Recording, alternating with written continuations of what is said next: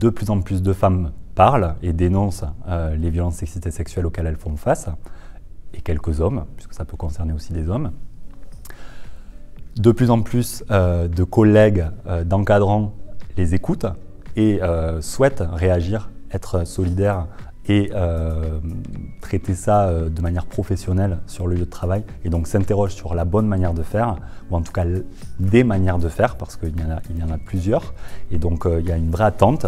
Donc cette attente, c'est quelque chose de positif déjà, qui dénote une envie de faire, et puis pour répondre à cette attente, on a de plus en plus d'outils qui sont fournis au niveau central par la Direction générale de la fonction publique, la MIPROF, de manière interministérielle par les différents ministères aussi.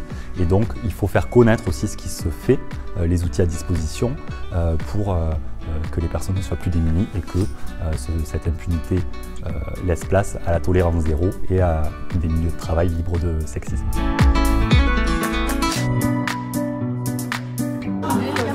Harcèlement sexuel ou harcèlement sexuel? Une seule fois.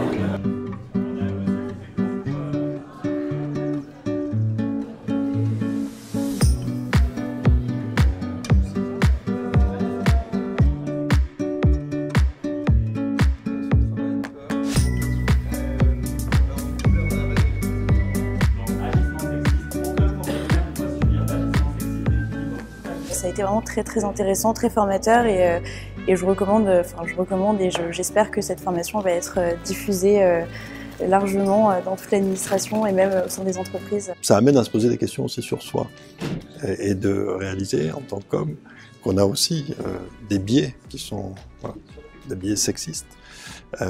Et c'est des formations que je trouve qui sont très utiles pour ça, pour prendre conscience de ces réalités qu'on n'a pas forcément côtoyées, pas vécues, mais dont une bonne partie de nos collègues peuvent être victimes.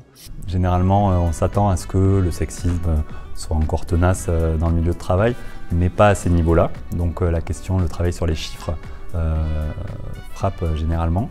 L'agissement sexiste, qui est donc ce qui couvre le sexisme dit ordinaire, des ma cocotte, ma petite, ma mignonne, ou des blagues sexistes sans connotation sexuelle, passait jusqu'alors sous les radars de la vigilance, et peu de fonctionnaires savent que le statut général des fonctionnaires interdise aujourd'hui, depuis 2016, les agissements sexistes.